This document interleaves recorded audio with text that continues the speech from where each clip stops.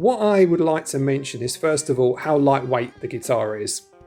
It's still, you know, so easy to use on a daily basis. You don't feel the strain of it. It's got this lovely sunburst finish. The body itself is made of something called paulownia. Now, if you look that up, it's known as a lightweight resonant wood, and it's brilliant. It weighs probably about, I think it's about 5 pounds, 10 ounces, this guitar, about 2.5 kilograms or so. It's literally one of the lightest guitars on the market as far as I know, which is why I love it, because I play standing up a lot. So that is an absolutely massive feature, which I love. That's why I play it, and that's why I use it still. As you can see, it is just the one tone, one volume. That doesn't really impact anything. If you're a beginner, you're not going to notice the difference. And as I say, this is fairly clicky. It's very affirmative. So again, if you're a beginner and you're starting out, you're not going to, you know, really get yourself into the wrong position here. You're going to know exactly where you are. And frankly, I spend most of my time, you know, if you're playing a Strat, you're going to normally live on the neck pickup, which is exactly what I do. On both of these guitars, I flip them around somewhat here and there, but actually I live on the neck pickup, which is kind of normal for a Strat. If you kind of want to get that kind of Stratty, Hendrixy kind of SRV kind of sound, you're going to live on the neck. So that's what I would say. Now, the neck itself has held up brilliantly. As you can see, I'll close up on the neck. Now, even after some extensive playing, it really still looks really good. So I was quite concerned that over time, you might start to see a lot of divots in the frets themselves, because that does happen. It's going to happen on any guitar, frankly, that you're going to get slowly, where you play most, you're going to get sort of dings and dents into the fretwork. That's just normal. But here, it's actually pretty good. It still looks very solid on both, which is, you know, I find quite remarkable, to be honest. What I would say as we're on the neck, I'm not a massive fan of the poplar laminate stuff that they've used on the fretboard. It's absolutely fine. As you can see, I need to maybe put some lemon oil on this one and, you know, smooth it out a bit. You know, it's a little bit dry, I would say, on my white one. On my sunburst finish one, you can see I've lemon oiled that fairly recently, and that has actually gone darker. That's all it took, really. It just sunk in, and it does feel, you know, a significant amount better. Now, as I've mentioned the neck, there's two things I would mention. First of all, on my sunburst one, if you've not seen my original review, you can refer back to that. But the neck profile of this was fairly standard all the way up and down. It was fairly uniform. It was about, give or take, I think between 22 and 23 millimeters depth-wise, which feels kind of nice and sort of slightly chunky. This one, in fact, is that much chunkier and actually is actually wider here, but to about 24 millimeters or so. So there are variations between the guitars. Now, I wouldn't say that's a bad thing at all. On the website, I think they do allow for variations in terms of the neck thickness. That's absolutely fine and pretty standard. I don't think you should expect anything different. But this one does feel a little bit chunkier. From my perspective, as I've said before in various videos, I think if you're a beginner, a slightly thicker neck is actually a good thing. It gives you more to grip onto, can actually give you a bit more confidence, regardless of your sort of hand shape and size. A slightly thicker neck, not something completely crazy, but a slightly thicker neck can actually be a really, really positive thing and actually serve you very well, because it gives you more confidence in terms of your barring, in terms of your lead playing, all that stuff that you need a bit of confidence with and a head start with when you're just beginning. I think it can be very, very good indeed. Now, I wanted to mention, as you can see, obviously I have two of them, and that is for good reason. Now, that's why I'm also doing this update. I was going to do it anyway, and then I looked on the Gear4Music website. By the way, I'm not sponsored by them, not at this stage anyway, not at all. I'm giving my absolute honest opinion. It is very interesting because they are so incredibly cheap, these guitars. I couldn't believe it. I just went onto their website now. As of recording this, you could get one for about £60, which I guess is about the same, sort of €60 or even $60, give or take. It's going to be about that. So these are undoubtedly one of the cheapest Strats on the market. So I couldn't help myself. They're normally about that sort of price. And so I got this one a little while ago as well. So I've got two. I use them because they're really, really fun to use. They're lightweight. I have them in different tunings, and you know, if I want to do a gig or something, I'm not going to feel much remorse if it gets knocked about. Having said that, as you can see on this finish, it stayed very true. There isn't really, you know, any dings or nicks or anything else. I have managed to get a couple on this one, probably because I've been using this one a little bit more and I've filled it and painted it here and there just to make it look a bit nicer, because I have dinged it here and there, obviously from enjoyment and use, but that's what you want to see really. I thought I'd flip it over as well so you can see, again, if you missed the first one, it does have a thin block in here, but this all looks very nicely routed. You know, it's absolutely fine in here. I can't see any issues particularly. It does work, and it does hold tune relatively well. I wouldn't go to town on it. This one I've still got the cover on it, and I do like that sort of bolt-on style back end here. You don't have a plate. I actually think that looks really classy, to be honest, compared to a Squier Affinity or something.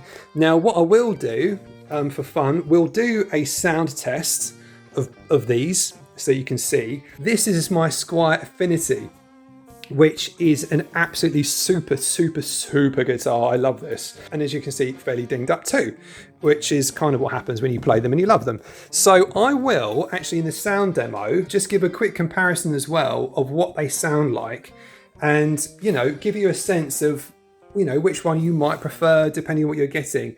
I mean, as I've got the Squier Affinity, I can tell you it's a fairly lightweight guitar as well, slightly heavier I would say than the Gear4Music. It has a thinner neck, there's no question about that. And probably straight out of the factory, I will be honest, the Squier Affinity has a better setup. Certainly this one, when I first got it, which was ages ago now, it has a better setup. It is straight away easier to play. So it's something just to bear in mind if you are a beginner. The Squier Affinity is a very good choice as well.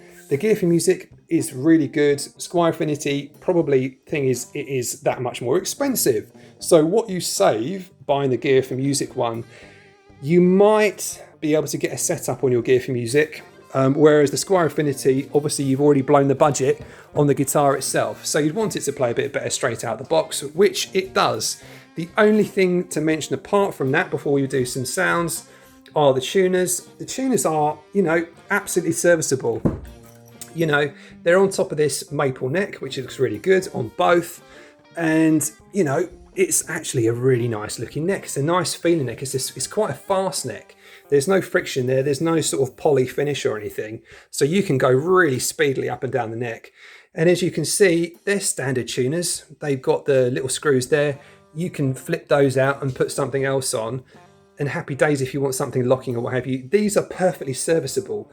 Really, frankly, how they can make a Stratocaster stuff on such a low budget. Obviously, you know, they're making them at high volume, so I guess that's how they can manage it. But the margin for them must be tiny. So, next thing, we'll do sound demo, and then I'll give you my overall thoughts on these. And yeah, I'll be using my Swift Audio Wireless. I will be going through my Boss Katana Mini, because that's a pretty funky little piece of kit. And it's probably the sort of level I would say most beginners are going to, you know, start off on. It's got, you know, minimum controls and what have you, and it gives you a real idea of what these sound like. As I say, what we'll do, I will compare it against my Squier Affinity.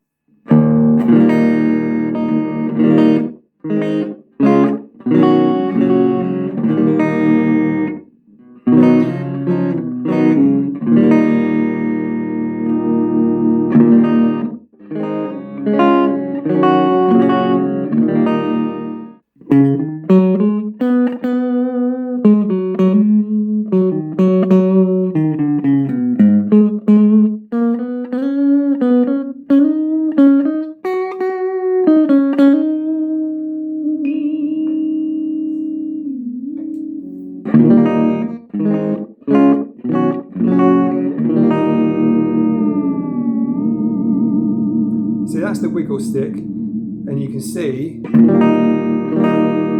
still holds tune fairly well. I wouldn't go to town on it too much with a wiggle stick, otherwise it really will go out of tune. But hey, that's normal for a budget guitar. Sounds pretty decent. 'em. So this is a Squier Affinity. So this is a Squier Affinity. And you can see, still holds tune fairly well. I wouldn't go to town on it too much with a wiggle stick, otherwise it really will go out of tune. But hey, that's normal for a budget guitar. Sounds pretty decent. So this is a Squier Affinity. So this is a Squier Affinity. here.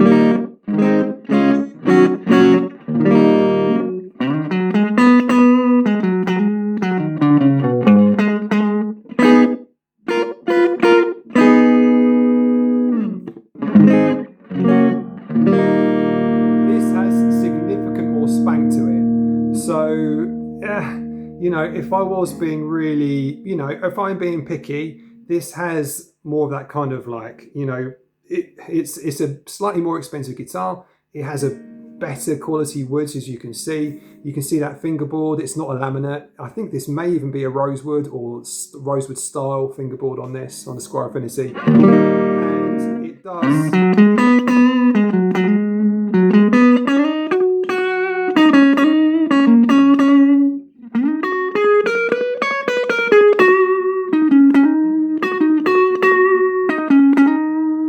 have more of that kind of authentic spank that a normal, shall we say, Fender has.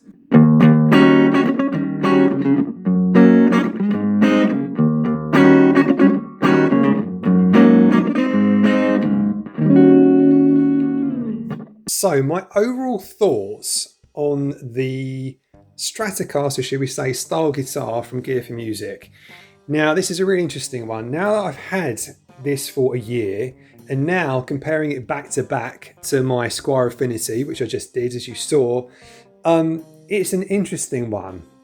When I did the initial review on this, and I think this is why it's so powerful to do a 1 year update, is opinions change, opinions shift a bit, etc. I think my opinion has changed a little bit, sort of. It's a difficult one, and I will explain. So I think this is really good for a beginner and as a mod platform. Now, in terms of overall fit and finish, as much as I do really like this guitar, it doesn't really compare to even a Squier Affinity. But the thing is, the Squier Affinity usually is probably easily double, maybe even triple the price of this. So even though that is still a cheap guitar, this is really cheap, like silly money. In terms of how expensive it is. So if you really do just want to test out whether you're going to see whether you might enjoy guitar, this is a fantastic option to go for. It's just silly money. You barely have to pay anything for this.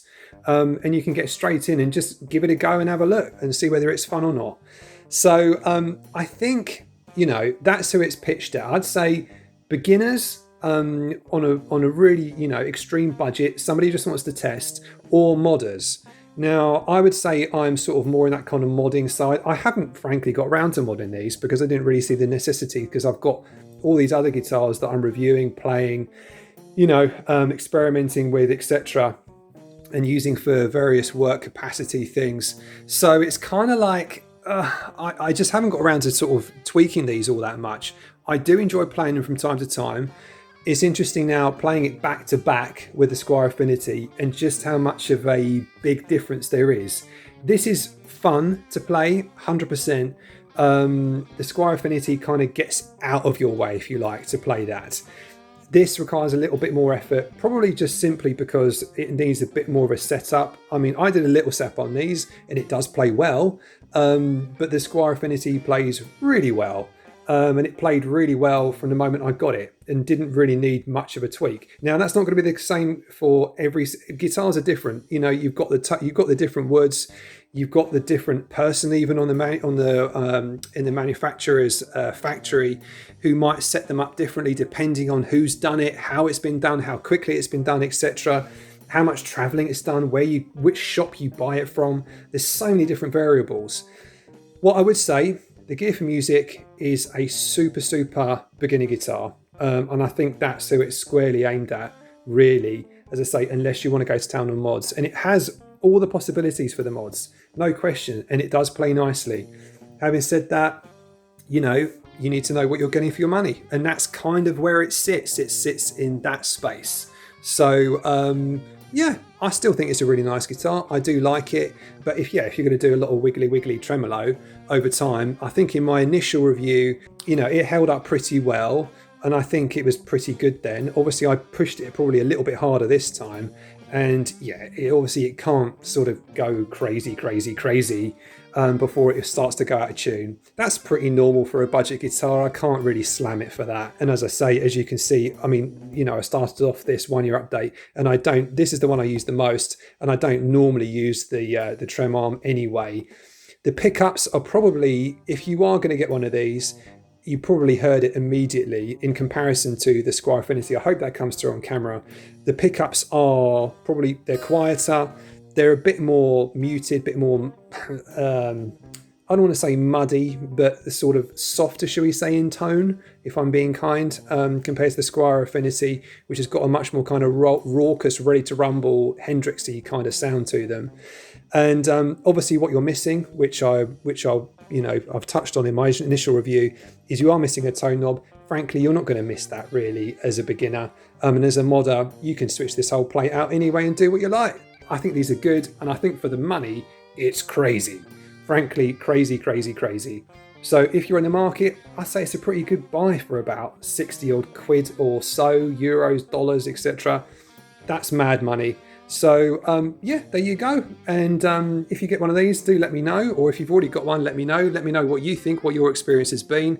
And please do like, comment, subscribe, all that good stuff. And I will see you in the next one. Now they keep on revising, keep changing things. So you'll have to look at what the latest stock is and what they're doing here for music. But I do know they keep on changing things here and there, and their latest version probably has got a slight change here in terms of this body contour, possibly. Who knows, they might change it back again with all the Fender lawsuit stuff going on, because in fact this is a fairly safe style, which, you know, you can count on. So hopefully, you know, we'll see more and more of these.